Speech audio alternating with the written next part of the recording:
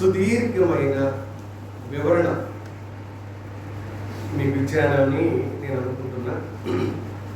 ఈ సుదీర్ఘమైన వివరణలో చాలా విషయాల పట్ల మనం అవగాహన తెచ్చుకోవడానికి, కొంచెం సౌండ్ తక్కువ చేస్తాం కాబట్టి అవగాహన తెచ్చుకోవడానికి దేవుడు మనకు సహాయం చేశాడు.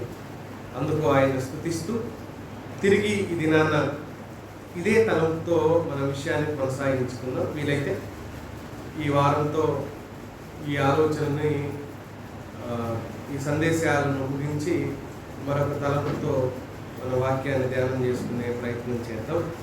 దేవుడు మనకు సహాయం చేయగాక. దీనికోసం గాను మనం యెహెజ్కేలు గ్రంథంలోకి వద్దాం. 2వ అధ్యాయంలో ఉన్న విషయాన్ని ధ్యానం చేయబోతున్నాం ఈరోజు.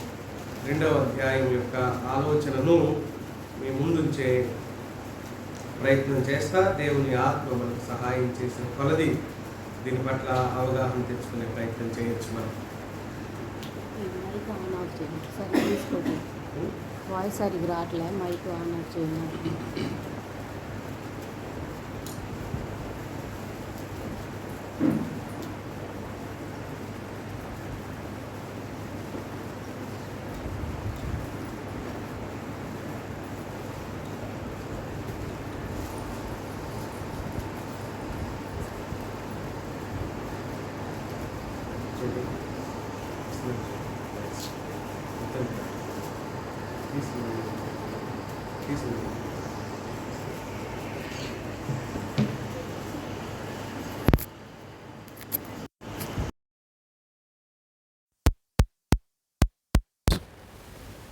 మొత్తానికి రావట్లేదా?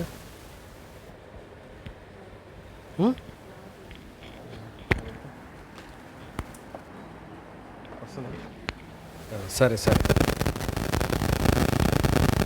దేవుని పరిశుద్ధ నామానికి మహిమ చెల్లిస్తూ, దేవుని సత్యవాక్యం కాలాలు మారుతున్నా, పరిస్థితులు మారుతున్నా, వాక్యం యొక్క శ్రేష్టత, వాక్యం యొక్క సత్యం ఎప్పుడూ మారదు. దేవుడు ఈ ప్రపంచంలో హెచ్చించినది ఒకటే, అదేంటంటే దేవుని వాక్యాన్ని అధికముగా హెచ్చించాడు. దేవుని వాక్యాన్ని దేవుడు ఎంత హెచ్చించాడు అన్నదానికి అవధులు లేనంతగా అనే మనం, అంటే దానికి ఒక మెజర్మెంట్లు ఏమీ లేవు. దేవుడు తన వాక్యాన్ని ఎంత హెచ్చించాడు అనేది మనం బైబిల్ ఎలా చదువుతాం. అన్ని నామముల కంటే పైనామం. ఏ నామం అది? ఫిలిప్పీ పత్రిక 2వ అధ్యాయంలో మనం చదువుతాం. అన్ని నామాల కంటే సౌండ్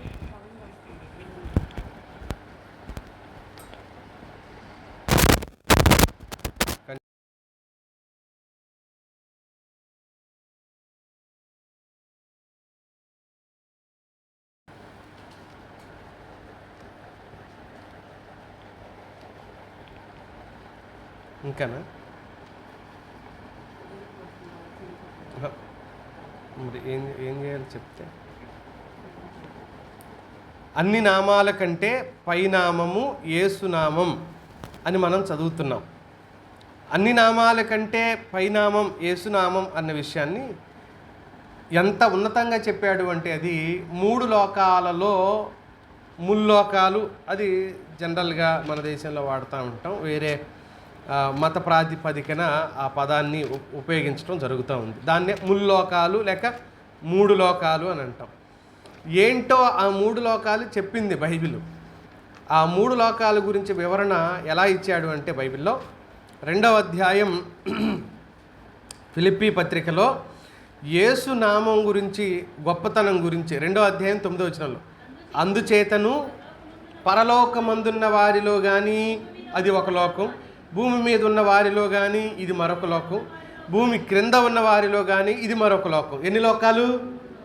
3 లోకాలలో చదవండి.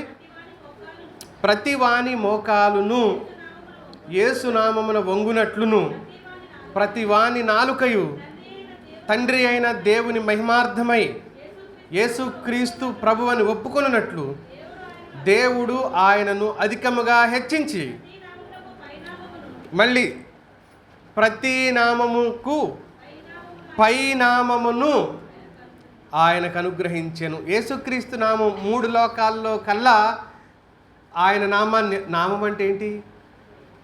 పేరు అని అర్థం. పేరు, నిలువు నామం, అడ్డనామం, ఆ నామాల గురించి కాదు మనం మాట్లాడి. నామము అన్న సంస్కృత పదానికి అర్థం పేరు అని.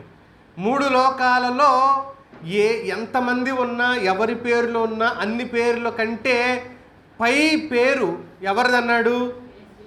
యేసునామం అన్నాడు. ఇప్పుడు 138వ కీర్తనకు ఒకసారి రండి. 2వ వచనంలో చూడండి. 138వ కీర్తన. అమ్మా, నీ పరిశుద్ధాలయము తట్టు నీ నామము కంటే నీవిచ్చిన వాక్యమును గొప్ప చేశావు అన్నాడు. అన్ని నామముల కంటే పై నామము యేసునామము. మళ్ళీ ఏమంటున్నాడు? నీ నామము కంటే నువ్వు నీవిచ్చిన వాక్యాన్ని ఏం చేసావు? గొప్ప చేశావు అని అన్నాడు. మిత్రులారా, దేవుని వాక్యపు విలువ, నేను ఈ కంపారిజన్ తప్పు. వాస్తవంగా యేసునామాన్ని తక్కువ చేయడం కోసం నేను ఈ రెండింటిని కలపలేదు, కానీ ఆయన వాక్యంలో ఉన్న విషయాన్నే చెప్తున్నాను నేను. ఏమన్నాడు? నీ నామము అంతటి కంటే నీవిచ్చిన వాక్యమును నువ్వేం చేసావు? గొప్ప చేశావు. వాక్యం ఎంత విలువైంది, వాక్యం ఎంత శ్రేష్టమైంది, వాక్యాన్ని ఎంత వినాలి, ఎంత విధేయత చూపాలి, ఎంత లోబడాలి, ఎంత స్వీకరించాలి అని దేవుని వాక్యం చెబుతుంది.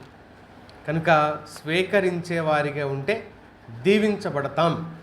హెజ్కేలు గ్రంథం 2వ అధ్యాయం 3, 4, 5 వచనాలు, 6 కలిసి ఉన్నాయి. ఆయన నాతో ఇట్లనెను, నరపుత్రుడా, నా మీద తిరుగుబాటు చేసిన జనుల యొద్దకు, ఇశ్రాయేలీయుల యొద్దకు నిన్ను పంపుచున్నాను. చదవండి. వారు సిగ్గుమాలిన వారును కఠిన హృదయులునై ఉన్నారు. వారి యొద్దకు నేను నిన్ను పంపుచున్నాను. వారు తిరుగుబాటు చేయవారు గనుక వినినను వినకపోయినను తమ మధ్య ఒక ప్రవక్త ఉన్నాడు అని వారు తెలుసుకున్నట్లు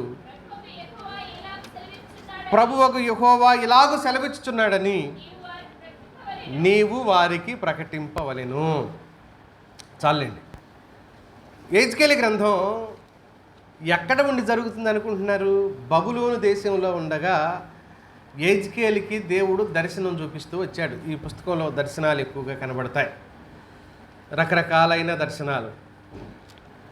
దేవుడు హెజ్కేలుకి చెప్పడానికి ఆయన్ని సంప్రదించిన పద్ధతి ఎలా ఉంటుంది అని అంటే 8వ అధ్యాయంలో ఒకసారి చూడండి, 3వ వచనం చూడండి.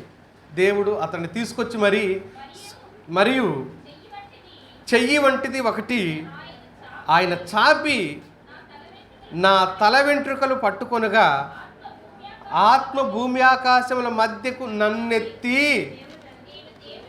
నేను దేవుని దర్శనమును చూచుచుండగా యెరూషలేమునకు ఉత్తర వైపుననున్న ఆవరణ ద్వారము దగ్గర రోషము పుట్టించు విగ్రహ స్థానములో నన్ను దింపెను అని అన్నాడు. ఈ ప్రజలు వినటం లేదు, చాలా కఠినంగా మూర్ఖంగా మారిపోయారు. శ్రమ పెడుతున్నాను నేను వాళ్ళను, బబులోనులోకి తీసుకెళ్ళాను. బబులోను శ్రమ సంతోషమా? ఎంత శత్రువైనా కూడా ప్రేమగా ఉన్నా కూడా వీరిని వాళ్ళు బానిసలుగానే చూశారు. వీళ్ళందరూ బబులోనులో ఉన్నారు. హెజ్కేలు కూడా బబులోనులో ఉండి ప్రవచించాడు. హెజ్కేలు కూడా బబులోనులో ఉండి ప్రవచిస్తున్నప్పుడు కొందరు అక్కడ ఉన్నారు, కొందరు ఇక్కడ ఉన్నారు, స్వదేశంలో ఉన్నారు, పరాయ దేశంలో ఉన్నారు. హెజ్కేలు ఏం చేశాడంటే, దేవుడు నీకు నేను దర్శనం చూపిస్తానని చెప్పి ఒక చెయ్యి వచ్చి ఆయన ఇలా పట్టుకుందంట. తల వెంట్రుకలు జుట్టు ఇలా పట్టుకొని ఇలా లేపుకొని పోయి యెరూషలేములో ఎక్కడ దించాడంట? ఆ ద్వారం, ఆవరణ ద్వారం దగ్గర దించి, ఆవరణలో ద్వారం లోపల అనుకోండి, పోనీ ఆవరణలో దించాడు. దించి దైవజనుడితో మాట్లాడుతున్నాడు దేవుడు. చూడు ఈ ప్రజల కోసమేగా నువ్వు ప్రార్థించావు, బోధించావు, ఇర్మియా లాంటి వాళ్ళు ఏడ్చారు, ఒక్కడైనా నా మాట వింటున్నాడా? ఒక్కడైనా నా ఊసుందా వీళ్ళకు? నా మాట విని ఎవరు ప్రవర్తిస్తున్నారు? చూడు, విగ్రహం పెట్టుకున్నారు. ఎక్కడ? ఎలాంటి విగ్రహం అంటే అది రోషము పుట్టించు విగ్రహమును వారు ఉంచుకున్నారు. నాకు బాగా కోపం వచ్చే పనులు ఏవైతే ఉన్నాయో అవే చేస్తున్నారు వాళ్ళు. నాకు రోషము, ఆగ్రహం, కోపం వచ్చే పనులు వాళ్ళు చేస్తూ వచ్చారు అని బాధతో దేవుడు యెహెజ్కేలుకి ఆ దర్శనాలు చూపించాడు. ఈ పుస్తకంలో అలాంటి సంఘటనలు జరుగుతాయి. చాలా చోట్లకు ఈయన తీసుకొని పోయి చూపెడతాడు. ఆత్మ వెళ్ళింది, నా ఆత్మ ఆయన తీసుకెళ్ళి చూపించాడు అనే మాట మనం చూస్తాం.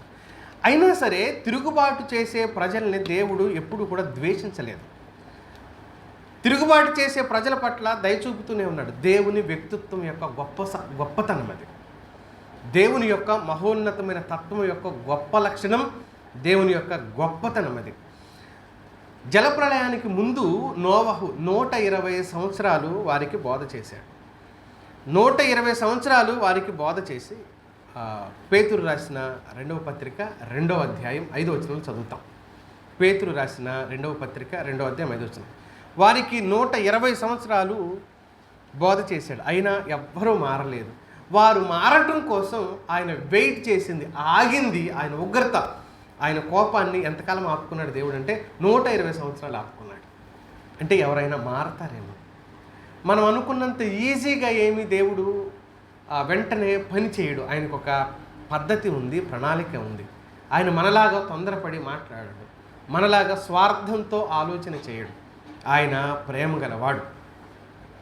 ఆ భయంకరమైన దుష్టత్వాన్ని చూసి ఆ ప్రజలు ఎంత దుర్మార్గంగా మారిపోయారు అని అంటే, దుష్టులుగా దేవుని మీదే తిరుగుబాటు చేసేవారిగా మారిపోతే వెంటనే వాళ్ళని ఏం చంపలేదు దేవుడు. 120 సంవత్సరాలు వారి కోసం ఓపిక పట్టాడు.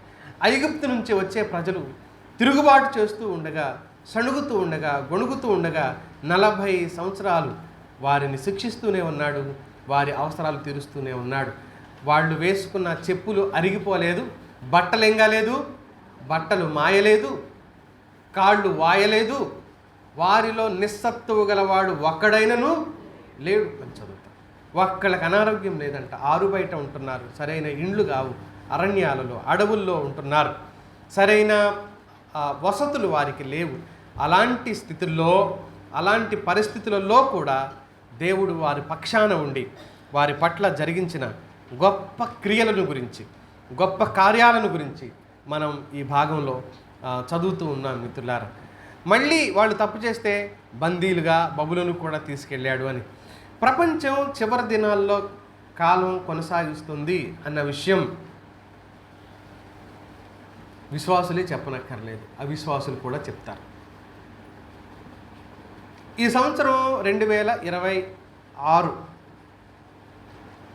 పంటలు పండవు, వర్షాలు పడవు, ఆ కారణం చేత కరువు రాబోతుంది అని 3 నెలల క్రితం సెంట్రల్ గవర్నమెంట్ నివేదిక. సెంట్రల్ గవర్నమెంటు ముందే 2 నెలల క్రితం చెప్పారు, ఈ సంవత్సరం విపరీతమైన కరువు రాబోతుంది, ముఖ్యంగా రాయలసీమ 4 జిల్లాల్లో పూర్తి కరువు అని చెప్పారు. ఇలాగే బీహార్ లాంటి రాష్ట్రాల్లో, ఛత్తీస్గఢ్లో కొన్ని జిల్లాలను వాళ్ళు గుర్తించారు ముందే. 300 పైచిలుకు జిల్లాలను గుర్తించారు. ఆ ప్రాంతాల్లో వర్షపాతం ఉండదు, కరువు రాబోతుంది ఈ సంవత్సరం ఈ దేశానికి.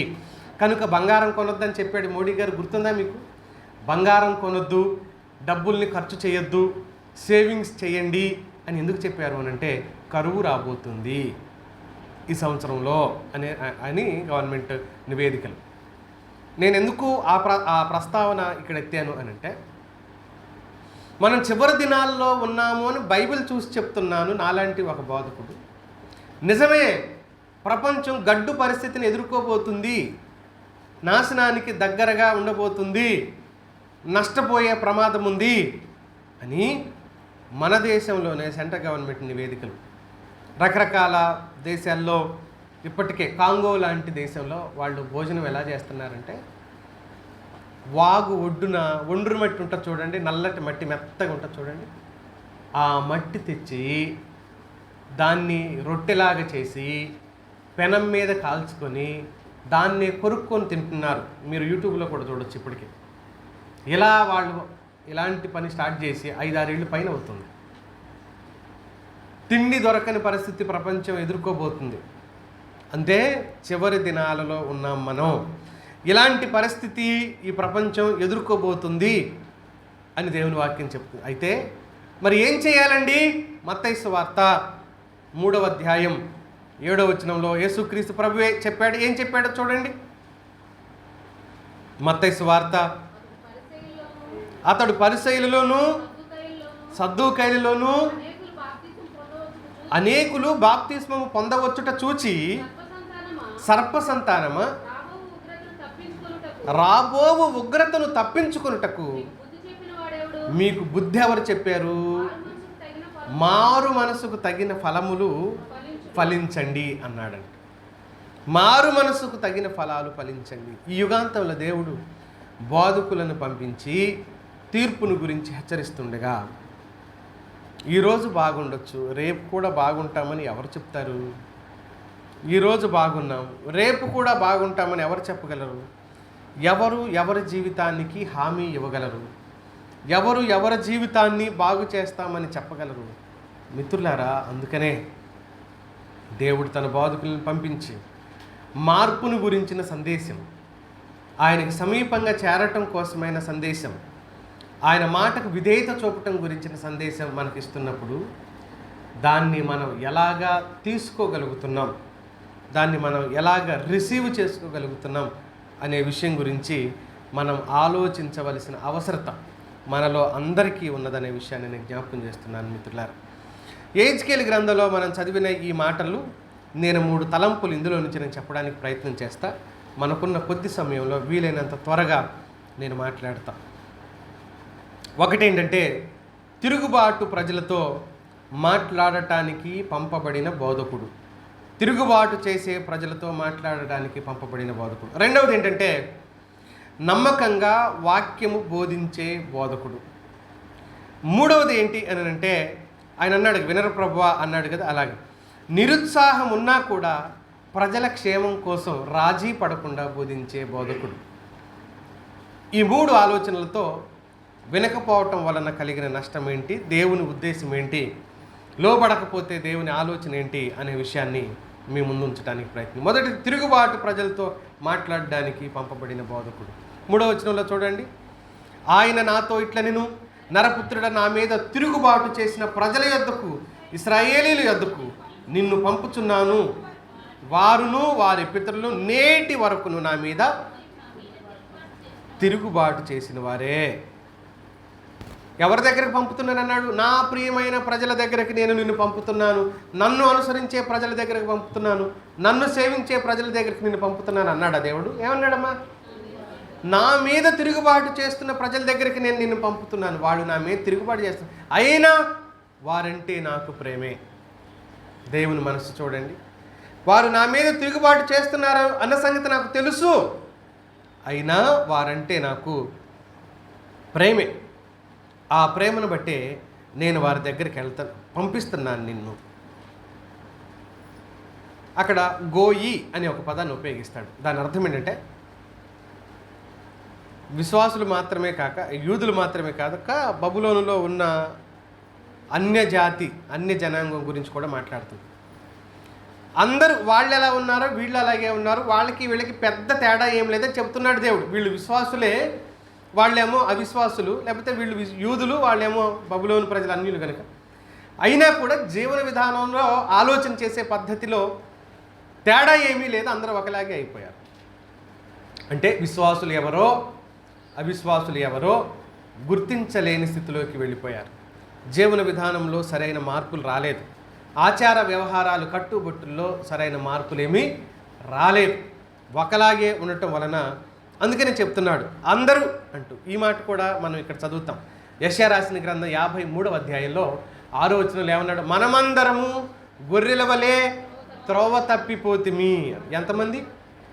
అందరూ గొర్రెల్లాగా త్రోవ తప్పిపోయారు అని చెప్పాడు. ప్రజల ఆలోచన విధానాన్ని ఉద్దేశించి మాట్లాడుతూ ఇర్మియాతో కూడా చెప్పాడు. ఆయన బాధను ఇర్మియాతో ఎక్కువ పంచుకున్నాడు దేవుడు. ఇర్మియా గ్రంథం 5వ అధ్యాయం 23వ వచనంలో చదువుదాం. ఈ జనులు తిరుగుబాటును ద్రోహమును చేయ మనస్సు గలవారు. వీళ్ళు తొలగిపోవటానికి, తప్పిపోవటానికి, చెడిపోవటానికి కారణం ఏంటంటే తిరుగుబాటేనండి.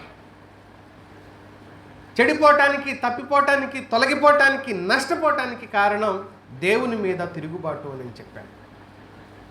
నేను సౌలు గురించి చాలా మాట్లాడాను మీ మధ్యలో, చాలా విషయాలు మాట్లాడాను మీ మధ్యలో. తప్పును కూడా ఒప్పుగా చూపించాలని ప్రయత్నం చేశాడు ఆ భక్తుడు. తాను దేవునికి వ్యతిరేకంగా ఉండి కూడా దాన్ని అనుకూలమే అని చెప్పడానికి ప్రయత్నం చేశాడు ఆ భక్తుడు. విధేయత చూపించాడు. అవిధేయతను కూడా విధేయతలోకే లెక్కేశాడు. అవిధేయతను కూడా విధేయతలోకే లెక్కేశాడు. ఏమవుతుందిలే అని.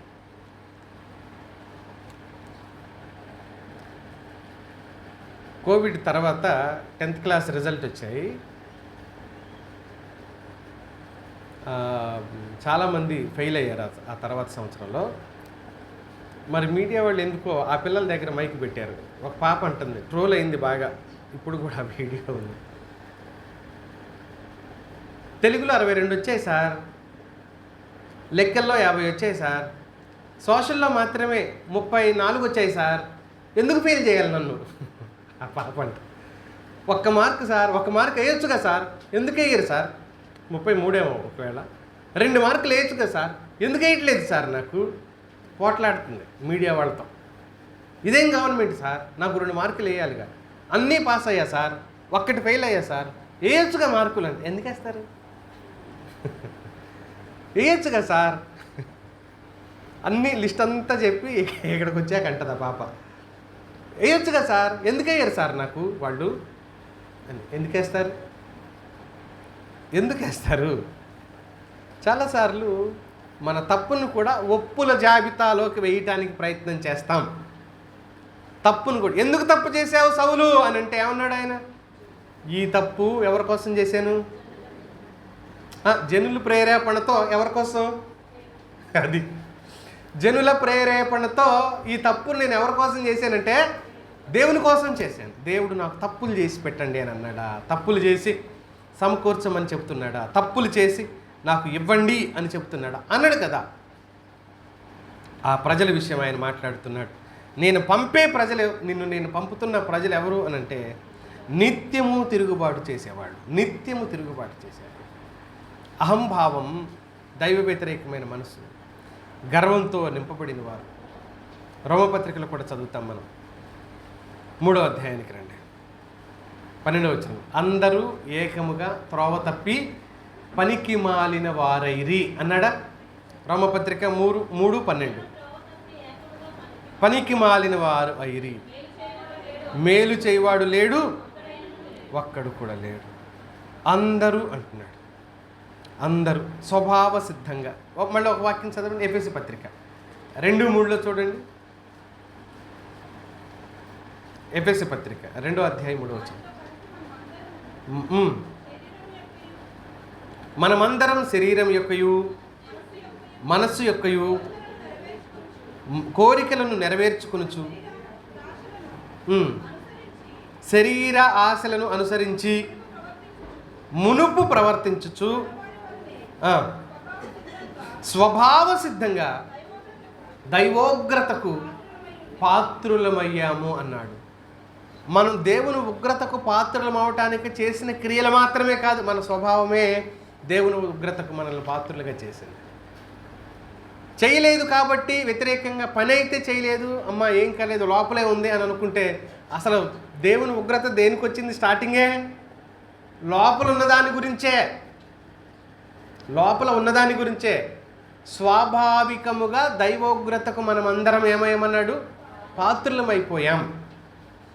ఈ స్వభావం మనం చెడిపోయిన, పడిపోయిన, పాప సంబంధమైన జాతి నుంచి వచ్చిన మనుషులం. పడిపోయిన మానవ సంతతికి చెందిన వాళ్ళమే మనం. చెడిపోయిన పాపపు సంతతి ఆదాము సంతతికి చెందిన వాళ్ళమే మనం. కాబట్టి ఆదాములో నుంచి వచ్చిన ప్రతి జాతి, ప్రతి ప్రజ, ప్రతి దేశం స్వాభావికంగా దేనికి పాత్రులయ్యారు? దేవుని ఉగ్రతకు వీళ్ళంతా ఏమైపోయారు? పాత్రులయ్యారు. సంఘంలో ఉన్న చాలామంది దేవునికి వ్యతిరేకం. ఓ దైవజనుడు, ఆయన పేరు డాక్టర్ విలియం మెక్గీ అని అంటారు. డాక్టర్ విలియం మెక్గీ ఆయన ఏం చెప్తాడంటే ఈ సందర్భంగా, సంఘంలో సంఘాలన్నీ, చాలా సంఘాలు నశించిపోయే ప్రజలతో నిండి ఉన్నాయి అన్నాడు. చాలా గొప్ప దైవజనుడు ఆయన. సంఘాలన్నీ నశించే ప్రజలతో నిండి ఉన్నాయి అంటే ఈ ప్రజల్లో చాలామంది అంటే ఆయన ఉద్దేశం నరకానికే వెళ్ళిపోతారు అని. దేవుని వాక్యానికి చెవినీయలేదంట వాళ్ళల్లో ఎక్కువ మంది. దేవుని వాక్యానికి లోబడలేదు అంటే దానికి కారణం నిజమైన రక్షణానుభూతి లేక నిత్యం తిరుగుబాటుతోనే పోరాటం పోరాటం పోరాటం పోరాటం పోరాటం పోరాటం చేయడం. ఏం పోరాటం? పోరాటం చేసి సాధించేది ఏముంటుంది? సంఘాల్లో ఏముండవు. కానీ పోరాటాలు ఒకనాటికి ఆగవు. పోరాటాలు ఒకనాటికి ఆగవు. ఇది ఒక పోరాటంలాగా, ఒక యజ్ఞంలాగా, ఒక అవసరం అన్నట్టుగా చేస్తానే. దీంట్లో లాభ నష్టాలు పోరాటం చేసి సాధించిందేమో కానీ దేవుని ఉగ్రత నిలిచి ఉంటుంది. మిత్రులారా, ఇక్కడ ఒక విషయాన్ని జ్ఞాపకం చేసుకోవాలి. మనం చేసిన పొరపాటు యొక్క పర్యవసానం కుటుంబాల మీద కూడా ఉంటుంది. మార్పు చెందకపోతే, మనము మారకపోతే మనం చేసిన పొరపాటు యొక్క పర్యవసానాలు కుటుంబం మీద కూడా పనిచేస్తాయి. కుటుంబాల వరకు ఆ నష్టం. ఏం సాధిస్తాం? అదొక ఆత్మసంతృప్తి అంతే. అదొక ఆత్మసంతృప్తి. లాభాలు ఏమి ఉండవు, శాపమే సమకూర్చుకోవటం. తిరుగుబాటు చేయడం, దేవుని మాటను ధిక్కరించడం, దేవుని మాటకు వ్యతిరేకంగా ఆలోచించడం, సమర్థించుకోవడం, తప్పుని సమర్థించుకోవటం, తప్పులోనే ఉండటం. ఈ తప్పును సమర్థించుకునే వాళ్ళు చాలా దీన్ని ఏమంటామంటే తెలుగు భాషలో బరితెగింపు అని అంటాం. బరితెగింపు.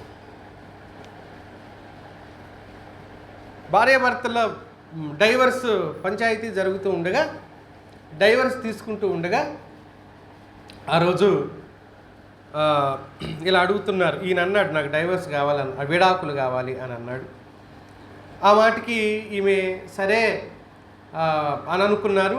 పెద్ద మనుషుల మధ్యలో రాసుకుంటూ ఉండగా ఎవరో ఇలా అడిగారు మళ్ళీ ఆమెను, ఏమ్మా నిజమేనా నీ మీద మీ ఆయన అక్రమ సంబంధం ముద్ర వేశాడు, ఆ నింద వేశాడు ఒక ఆడపిల్లగా, అది భరించడం చాలా కష్టం, నువ్వెందుకు అది భరించాలి, నిజమేనా అంటే ఆమె ఏమన్నదంటే నిజమేనండి అని అన్నది. నిజమేనండి అని ఆమె ఒప్పుకుంది. అదేంటి నిజమని ఒప్పుకుంటున్నావు, నీకు ఏమన్నా బుద్ధి ఉందా, అలా ఎందుకు మాట్లాడుతున్నావు అని అన్నారు వాళ్ళు పెద్దోళ్ళు. ఇప్పుడు ఆమె ఏం చేయమంటారండి, ఏం చేయమంటారు నన్ను, ఇలా నేను ఎందుకు చేశానంటే, వినండి ఈ మాట కోసం, ఇలా నేను ఎందుకు చేశాను అని అంటే రోజు అనుమానిస్తున్నాడండి ఈయన, ఎట్టాగా అనుమానించాడు కదా అని నిజం చేశానండి అని. ఇదేమన్నా రీజనా? ఈ మాట విని అవునులే పాపం అనేలాగుందా, చెప్పుతో కొట్టేలాగుందా? ఇప్పుడు 100 అంటారు మనల్ని, అనుమానించి దొంగోడేమో అనుకుంటాం. ఎట్టాగా అనుమానించారు కదా, ఏం చేసేద్దాం, దొంగతనం చేసేద్దామా? అది కాదు కదా, అది విధానం అవ్వదు కదా, అది పద్ధతి అవ్వదు కదా. కానీ ఈ తప్పును సమర్థించుకునే వాళ్ళు ఇలాగే మాట్లాడతారు. ఈ తప్పును సమర్థించుకునే వ్యక్తులు ఇలాగే ఆలోచిస్తారు, ఇలాగే మాట్లాడతారు, ఇలాగే ఆలోచిస్తారు. ఆ తప్పు ఎందుకు చేసావు నువ్వు, దొరికాడుగా తప్పే, నేను పాపం చేసి తిని, కానీ ఇది నా కోసం కాదు, దేవుని కోసమే ఈ పశువుల్ని వీటన్నిటిని ఉంచాను అని అన్నాడు. మిత్రులారా, అయినా దేవుడు ఎవరిని వదిలిపెట్టాడు. మార్పు కోసం అనేక రకాలుగా ప్రయత్నం చేస్తూనే ఉంటాడు. మనం మారటమే ఆయనకు కావాలి, అందుకే ఆయన తన ప్రాణాన్ని ఇచ్చాడు మన కోసం. మనం మారాలి అని, మార్పు చెందాలి అని, సరి అయిన వారిగా ఉండాలి అని, ఆయన్ని సంతోషపెట్టేవారిగా ఉండాలని ఆయన తన ప్రాణాన్నే అర్పించుకున్నాడు అని మనందరికీ తెలుసు. నేను రెండో మాట జ్ఞాపకం చేస్తాను. నమ్మకంగా వాక్యం బోధించే బోధకుడిగా మారిపోయాడు. ఎలాంటి ప్రజల మధ్యలోకి వెళుతున్నప్పటికీ కూడా. ఒకసారి చూడండి ఎక్కడికి వెళ్ళి బోధిస్తున్నాడు. హెజ్కేల్లోనే ఉంటాం మనం. 2వ అధ్యాయం 4-5 వచనాలు. నరపుత్రుడా, నీవు బ్రహ్మదండి చెట్లలోనూ ముండ్ల తుప్పలలోనూ తిరుగుచున్నావు, తేళ్ల మధ్య నీవు నివసించుచున్నావు. అయినను ఆ జనులకు భయపడకుము, వారి మాటలకు భయపడకుము, వారు తిరుగుబాటు చేయువారు, వారికి భయపడు. ఎన్నిసార్లు చెప్తున్నాడు చూడండి, భయపడద్దు, భయపడద్దు, భయపడద్దు. ఎక్కడున్నావు? ఎక్కడున్నాడు ఈయన? దేవుడు చెప్తున్నమాట, నువ్వు తేళ్ల మధ్య ఉన్నావు, అయినా ఏం చేయొద్దు, భయపడద్దు. తేళ్ల మధ్య ఉంటే తేలు కరవదా? తేళ్ల మధ్యలో ఉన్నావు, నేను తేళ్ల మధ్యలోకి పంపుతున్నా అన్నాడు దేవుడు. ఎవరిని? హెజ్కేల్ని అన్నాడు. మరి నిన్ను తేళ్ల మధ్యలోకి పంపుతున్నాను, తేలు కరవదా? కరుస్తుంది. ముళ్ళ ఎక్కడ ముండ్ల తుప్పలు బ్రహ్మదండి చెట్లలోకి నిన్ను పంపుతున్నాను. ముండ్ల పొదలు ఉన్నాయి, బ్రహ్మదండి, బ్రహ్మజముడు, నాగజముడు అంటారు మన దగ్గర. పొడవైన ముళ్ళు ఉంటుంది చూడండి, 2 అంగుళాలు, ఆ పైన కూడా ఉంటాయి కొన్ని. అక్కడికి పంపిస్తున్నాను. అవి గుచ్చుకుంటే జస్ట్ అట్లా తాకితే భలే దురద, నొప్పి, బాధ ఉంటుంది. అక్కడికే నేను పంపుతున్నాను, అయినా నువ్వేం చేయొద్దు, భయపడద్దు. భయం లేకుండా ఎలా ఉంటుంది చెప్పండి? భయం ఉంటుంది. కాకపోతే ఆయన చెప్పిన మాట చెప్పి రావటమే తప్ప చేసేది ఏమి ఉండదు. భయమే, ఆయనకి మాత్రం భయం ఉండదంటే హెజ్కేల్కి. ముందు అనలేదా? ఆయనలో భయాన్ని గుర్తించాడు కాబట్టి దేవుడు ఏమంటున్నాడు? భయపడొద్దు అంటున్నాడు. గుర్తించే చెప్తున్నాడు, భయపడుతున్నట్టున్నాడు ఈయన అని చెప్పి. యవనస్తుడు హెజ్కేల్ అప్పటికే. కొత్తగా పెళ్ళైన తర్వాత దేవుడు పిలుచుకున్నాడు సేవకి. కొత్తగా పెళ్ళైన తర్వాత ఆవిడ షీఈ్ వెరీ బ్యూటిఫుల్, చాలా అందంగా ఉంటుందంట ఆయన భార్య. ఒకరోజు మళ్ళీ హెజ్కేల్ దగ్గరికి వచ్చి దేవుడు అన్నాడు, హెజ్కేల్ అన్నాడు. చెప్పండి సార్ అని అంటే, నువ్వు వాళ్ళ దగ్గరికి వెళ్ళి చెప్పి వీళ్ళ దగ్గరికి వెళ్ళని చెప్పి అక్కడ వరకు బాగానే ఉంది, కానీ నువ్వు ఇష్టంగా ప్రేమిస్తున్నావు కానీ నీ భార్యని ఒక్క దెబ్బకి నేను తీసేసుకుంటున్నాను అన్నాడు. అంటే చచ్చిపోద్ది ఆవిడ. అదేంటి ప్రభువా, ఇంత సేవ చేయించుకొని భార్య చచ్చిపోద్ది అని చెప్తున్నావు, ఆమెను చంపాల్సిన అవసరం ఏముంది నీకు అన్నాడు. ఆమె చనిపోతుంది, నెక్స్ట్ నువ్వేం చేయాలంటే ఆమె శవం పక్కన నిలబడి ప్రసంగం చేయాలి అని అన్నాడు. ఆమె శవం పక్కన నిలబడి ప్రసంగం చేయాలి. సేవలో సేవకులకి అంత ఈజీ ఏమి ఉండదు. ప్రసంగాలు చేసుకుని వెళ్ళిపోతారు అని అనుకుంటారు, కానీ చూసేవాళ్ళు, వినేవాళ్ళు ఆత్మలో ఒత్తిడి, ఆత్మలో అంతరంగంలో ఘర్షణ, వ్యక్తి పట్ల ఉండే ఆలోచన. నేనేమని ప్రార్థన చేసుకుంటాను తెలుసా?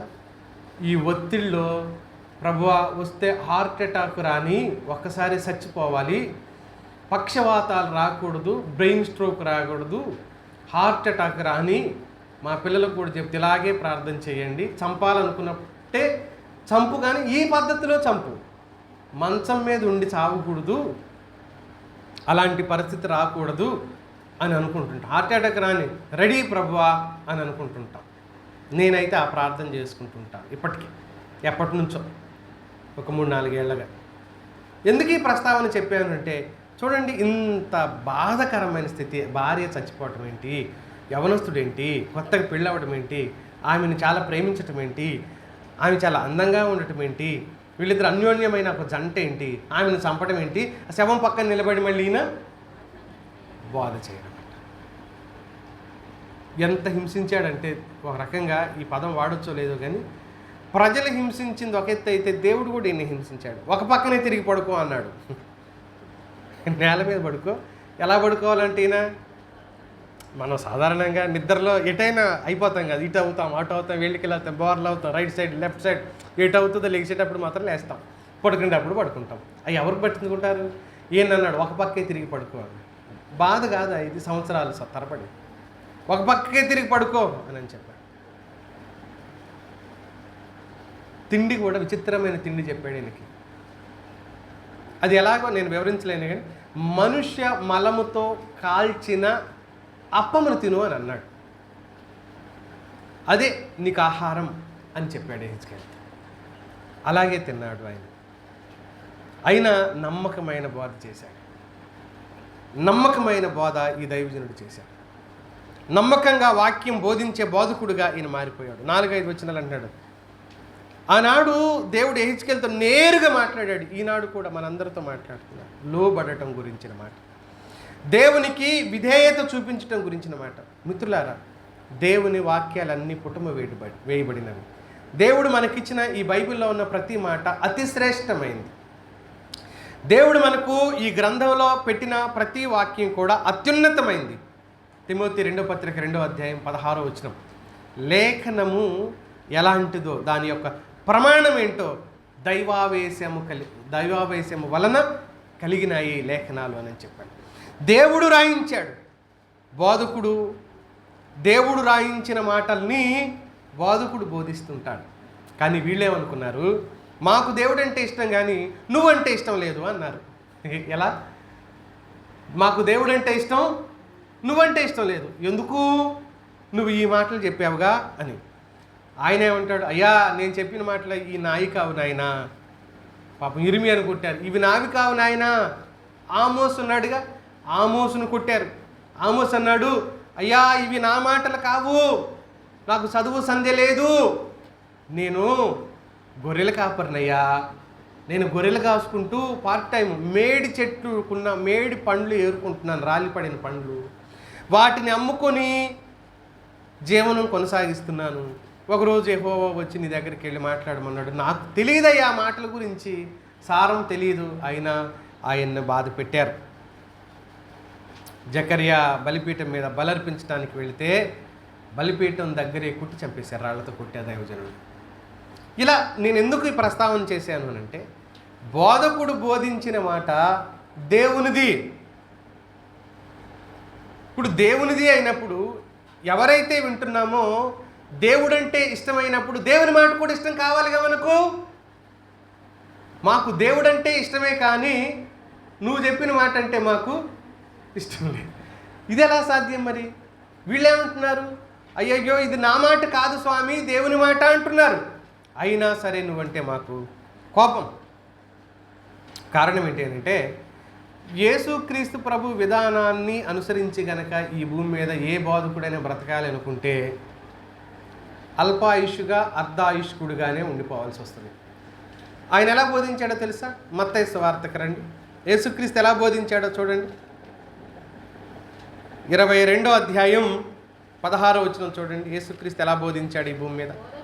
బోధకుడా నీవు సత్యవంతుడు అయ్యుండి, 22:16, దేవుని మార్గమును, అయ్యా బోధకుడా దేవుని మార్గమును నువ్వు ఎలా బోధిస్తున్నావు? సత్యంగా బోధిస్తున్నావనియు, ఎవ్వరిని బోధ దగ్గర లెక్క చేయవనియు, మొహమాటమే లేదనియు.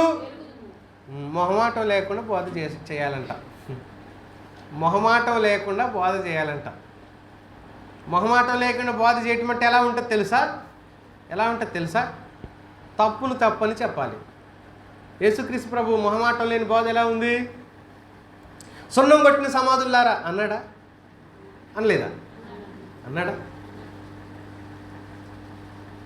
సర్ప సంతానమా అన్నాడా? లేదా?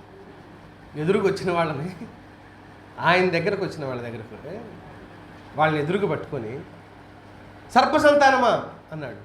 సున్నం కొట్టిన సమాధుల్లారా అని అన్నాడు. పరిసయ్యులను ఏమన్నాడంటే, మీరు ఎంత దుర్మార్గులేనంటే, ఇప్పుడు టీ ఫిల్టర్ ఉంటుంది కదండి, టీ వడపోసుకుంటాం కదా. ఎందుకు టీ వడపోసుకుంటాం? టీ ఆకు రాకుండా ఉండటానికే కదా, అంతేనా?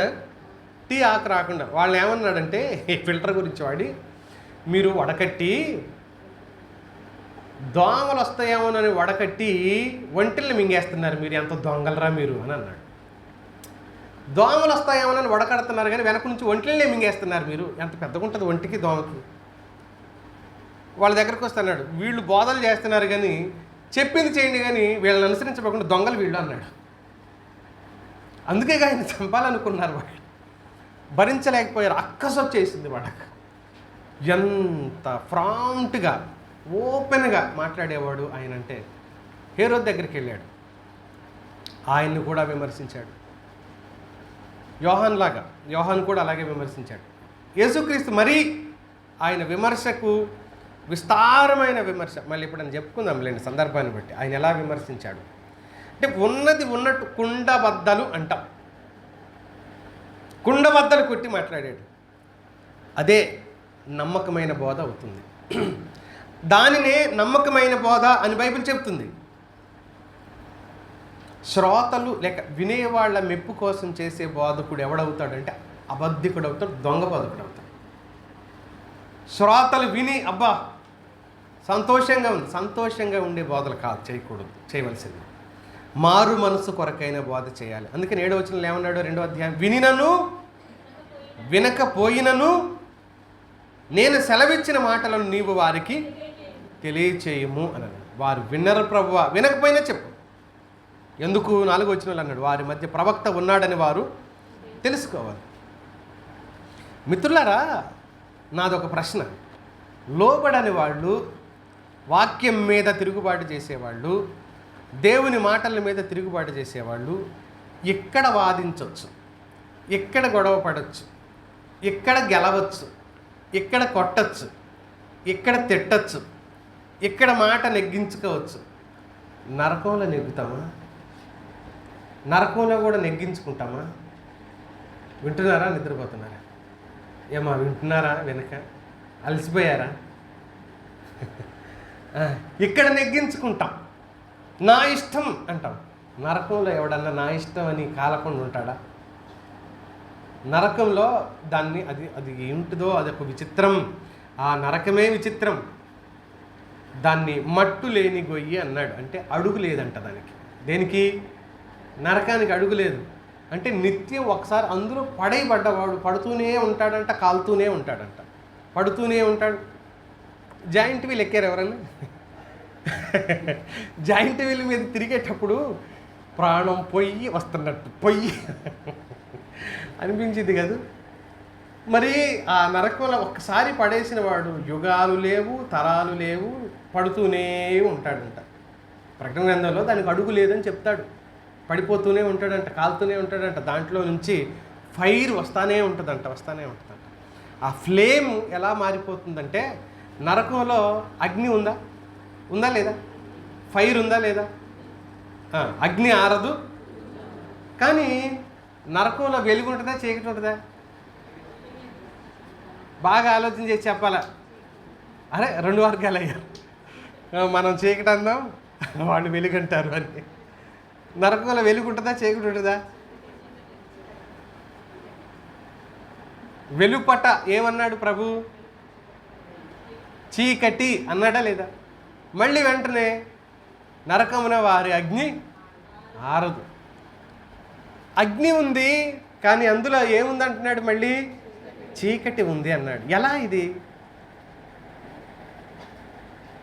చాలా కాలం వరకు ఇది ఒక మిస్టరీ అనుకున్నారు దేవుని సేవకులు. ఇది అర్థం కాదనుకున్నారు. తర్వాత సైంటిస్టులు ఏం చెప్పారంటే,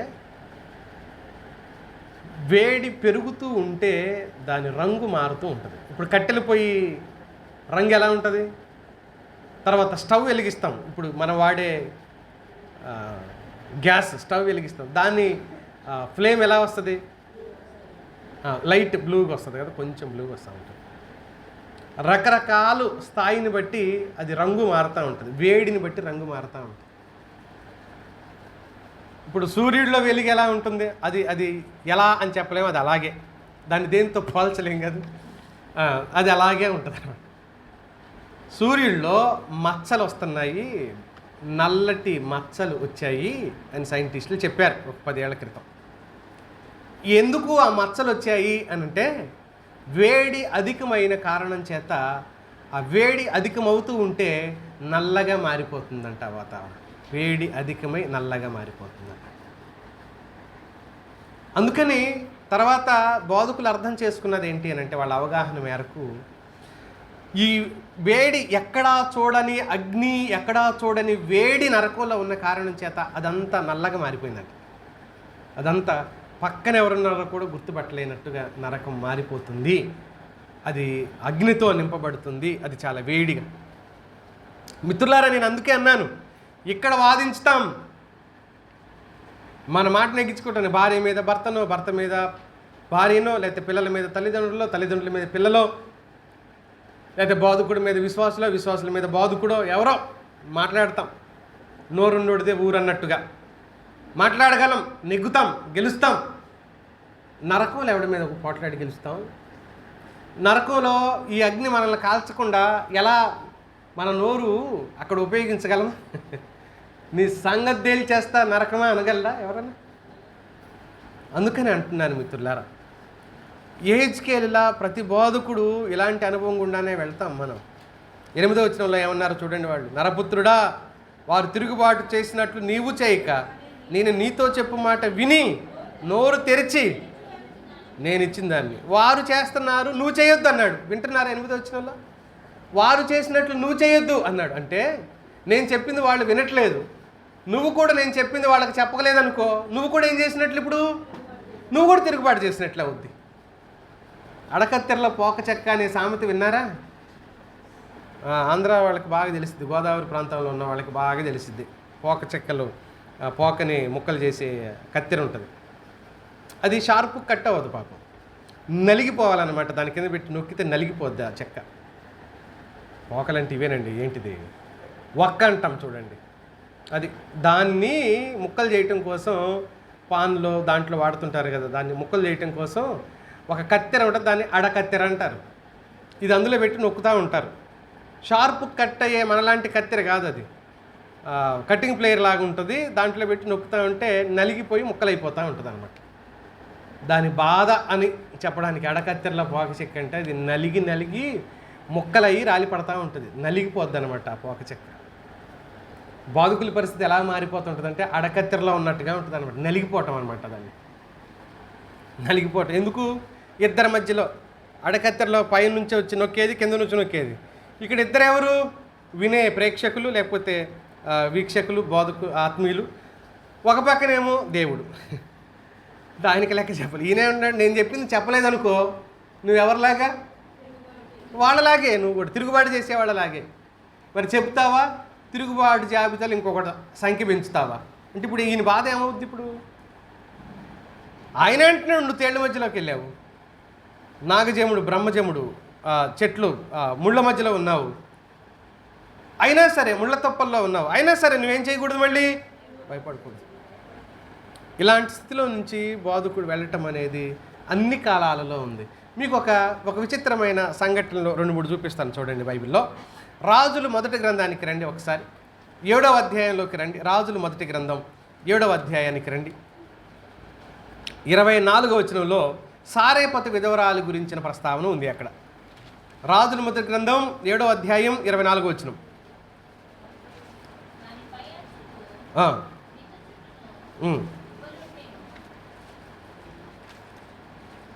చదవండి అక్కడేనా?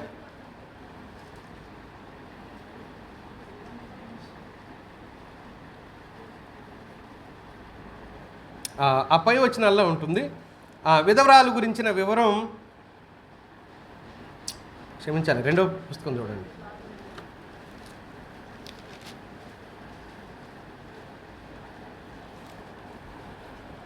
సారేపతు విధవరాలు కుమారుణ్ణి కోల్పోయిన సందర్భం.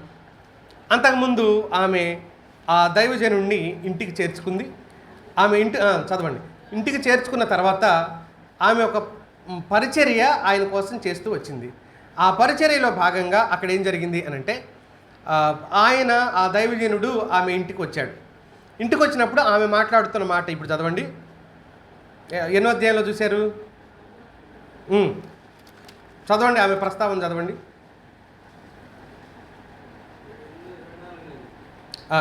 2వ పుస్తకం అండి, 4వ అధ్యాయంలోకి రండి. 8 నుంచి చూస్తాం ఆ విషయాన్ని. ఎలీషా షూనేము అనే పట్టణానికి వెళ్ళినప్పుడు అక్కడ గనురాలైన ఒక స్త్రీని చూశాడు.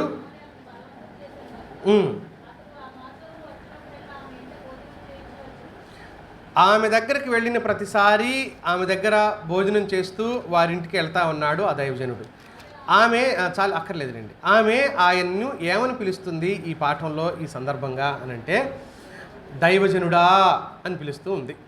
దైవజనుడా అని మొదటి పుస్తకంలో ఉన్న విధవరాలు సందర్భం, మొదటి గ్రంథం, రాజులు మొదటి గ్రంథంలో. దైవజనుడా, నువ్వు దైవజనుడివై ఉన్నావని నేను ఎరుగుదును, నువ్వు దైవజనుడివై ఉన్నావని నేను ఎరుగుదును అని అంటుంది ఆవిడ. అదే దైవజనుడిని పట్టుకొని 21వ అధ్యాయానికి రండి, 20 వచనంలోకి రండి. 21వ అధ్యాయం 20 వచనం. రాజుల మొదటి గ్రంథం 21వ అధ్యాయం 20 వచనం. అంతటా ఆహబు ఏలియాను చూచి నా పగవాడా అంటుంది. దైవజనుడైన ఏలియాను చూసిన ఆహాబు ఏమని పిలుస్తున్నాడు? నా పగవాడా.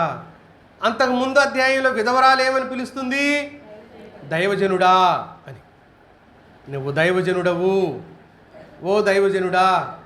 అంటే ఇద్దరు మనుషులు ఒక మనిషిని ఎలా పిలుస్తున్నారు? ఒకళ్ళేమో దైవజనుడు అంటే ఒకళ్ళేమో నా పగవాడా. 22వ అధ్యాయంలోకి రండి, అక్కడే 7వ వచనం. 7వ వచనం. పొండని వారు చెప్పిరి కానీ యెహోషాపాతు విచారణ చేయుటకై అడిగాను. ఇశ్రాయేలు రాజు యోధా రాజు ఇద్దరు మాట్లాడుకుంటున్నారు, యుద్ధానికి వెళ్ళాలి. అప్పుడు యెహోషాపాతు రాజు అంటున్నాడు, ఆయన ఇశ్రాయేలు రాజుగా ఉన్నాడు, యూదా రాజుగా ఉన్నాడు.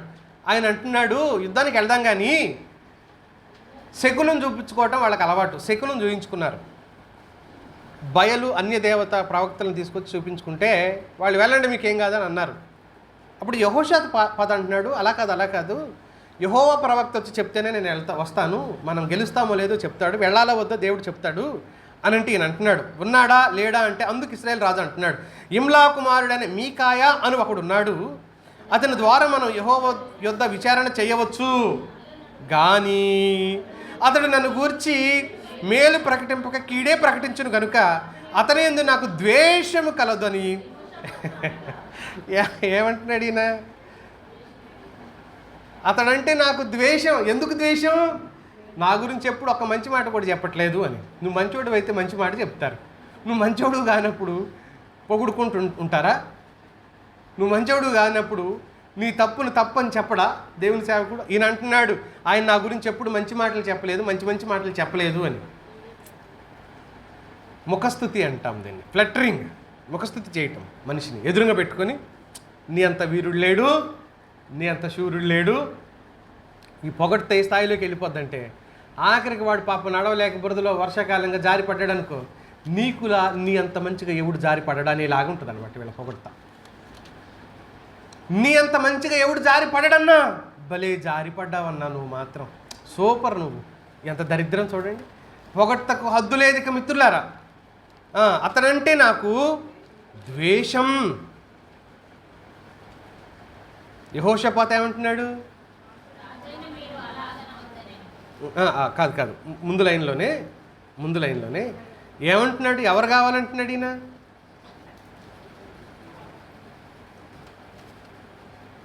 ఏడవ వచనంలో మాట అండి, విచారణ చేయుటకై వీరు తప్ప యెహోవా ప్రవక్త.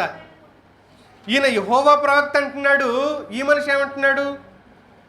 అతనంటే నాకు ద్వేషం. క్షమించండి, నేను సమయం చూసుకోవాలి. అతనంటే నాకు ద్వేషం, అతనంటే నాకు ఇష్టం లేదన్నాడు. మరొక సందర్భం చెప్తాను చూడండి.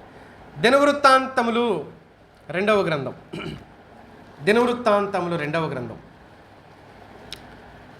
24వ అధ్యాయానికి రండి. 20-21లో చూద్దాం. ఇందాక నేను చెప్పాను అన్నమాట.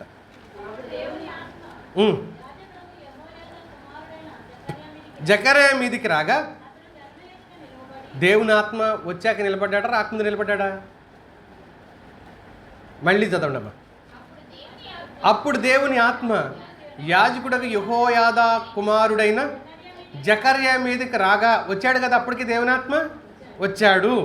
అతడు జనుల ఎదుట వచ్చిన తర్వాత ఆత్మ అతనిలోకి ప్రవేశించాక జనుల ఎదుట నిలబడి, మీరెందుకు యెహోవా ఆజ్ఞలు మీరుచున్నారు?